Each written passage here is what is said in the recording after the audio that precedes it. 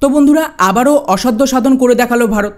এবারে ভারত এমন এক ধরনের ভেহিকেল তৈরি করেছে যাকে কাজে লাগিয়ে আর রাস্তা দিয়ে ট্রাভেল করার প্রয়োজনই পড়বে না, বরং হেলিকপ্টারের মতন উড়ে উড়ে এক জায়গা থেকে অন্য জায়গায় ট্রাভেল করা যাবে। আর এর নাম হলো উড়ন্ত ট্যাক্সি বা ফ্লাইং ট্যাক্সি।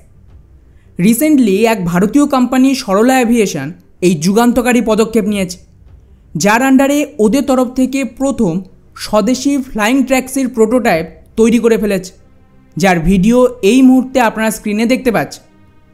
এটার বিশেষত্ব হলো এগুলো পুরোপুরি ইলেকট্রনিক, অর্থাৎ এর জন্য না পরিবেশ দূষণের চিন্তা রয়েছে আর না জ্যামের সমস্যা হবে। এখন আপনাদের মাথায় প্রশ্ন আসবে যে উড়ন্ত ট্যাক্সি কিভাবে কাজ করবে আর এতে ভারতের ফায়দা কী? ওয়েল, আজকের দিনে যদি আপনারা বড় বড় শহরগুলোতে বা মেট্রোপলিটন সিটিগুলোতে দেখেন, পপুলেশন মারাত্মক বেড়ে গেছে, যার চক্করে সবচেয়ে বড় সমস্যা যেটা ভারত ফেস করছে তা হলো রোড জ্যাম। শেষ 10 বছরে 4 লেন থেকে শুরু করে 6 লেনের মতন চওড়া হাইওয়ে তৈরি হয়েছে, কিন্তু তাতেও খুব একটা লাভ হয়নি। বরং যত সময় যাচ্ছে ভারতের ট্রান্সপোর্টেশন উন্নত হওয়ার সাথে গাড়ির সংখ্যা এতটাই বেড়ে গেছে যে সমস্ত জায়গায় ঘন্টার পর ঘন্টা জ্যামে আটকে থাকতে হচ্ছে।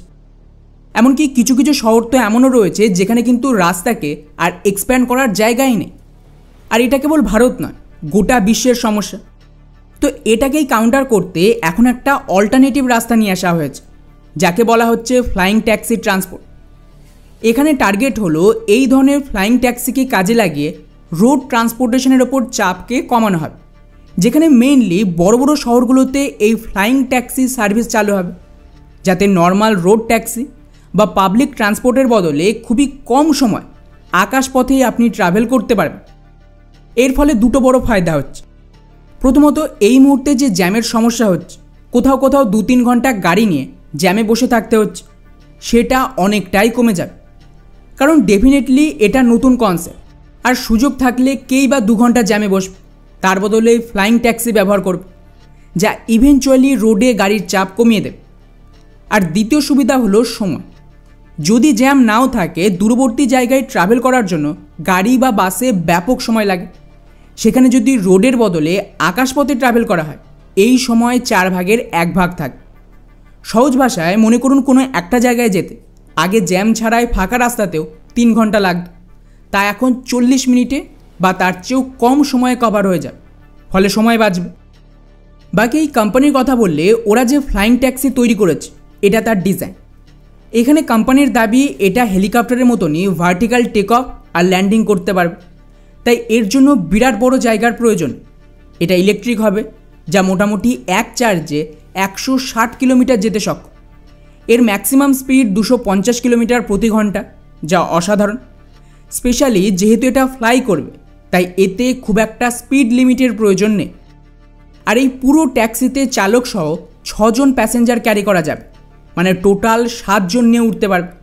আর এর যে ওভারঅল বহন ক্ষমতা তা 680 কেজির মতন হবে, যা মোর দ্যান এনাফ।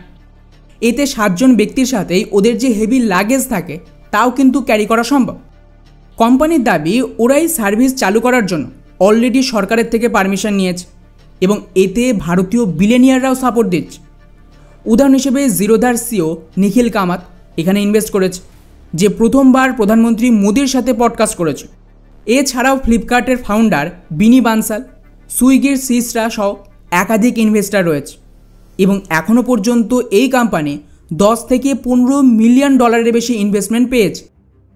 আর সবচেয়ে বেস্ট হলো ভারত সরকার নিজেরা এই নতুন ট্রান্সপোর্টের সাপোর্ট দিচ্ছে, যার দরুন অ্যাভিয়েশন মিনিস্ট্রি ঘোষণা করেছে খুব তাড়াতাড়ি ওরা এয়ার ট্যাক্সির জন্য সমস্ত রুল রেগুলেশন আর ইনফ্রাস্ট্রাকচার প্রোভাইড করবে। এখন প্রশ্ন আসছে যে এই সার্ভিস কবে থেকে চালু হবে? তো কোম্পানির সিওর দাবি ওরা 2028 সাল, মানে আগামী 3 বছরের মধ্যেই 30টা ট্যাক্সি ডিপ্লয় করবে, যা মেনলি বড় বড় শহর, যেমন ধরুন দিল্লি, মুম্বাই ওদের মূল টার্গেটে। যদিও এই কোম্পানির মেন ফোকাস সার্ভিস দেওয়া নয়, বরং ম্যানুফ্যাকচার করা। এবং এই কোম্পানি অন্যান্য সার্ভিস প্রোভাইডারদের সাথে কোলাবোরেশন করে ফ্লাইং ট্যাক্সি রপ্তানি করবে। উদাহরণ হিসেবে ইন্ডিগো, যারা ভারতের একটা খুবই পপুলার এয়ারলাইন্স, ওরাও 200 এয়ার ট্যাক্সি কিনতে চাইছে, এবং গোটা ভারতে একাধিক সার্ভিস প্রোভাইডার এই বিজনেস স্টার্ট করতে রাজি আছে। বেস্ট পার্ট হলো এমন নয় যে এটা ভারতে একটাই কোম্পানি রয়েছে যারা এই ধরনের ফ্লাইং ট্যাক্সি তৈরি করছে। ওদিকে এক সপ্তাহ আগে আরও একটা কোম্পানি ম্যাগনাম উইংও নিজেদের ফ্লাইং ট্যাক্সি লঞ্চ করেছে। এটা তার ছবি। এটার বিশেষত্ব হলো এগুলো প্রাইভেট ভেহিকেল হবে, যাতে দুজন ট্রাভেল করতে পারবে। অর্থাৎ এদের বিজনেস মডেল একেবারেই আলাদা। এরা সাধারণ মানুষের জন্য একে রেডি করছে।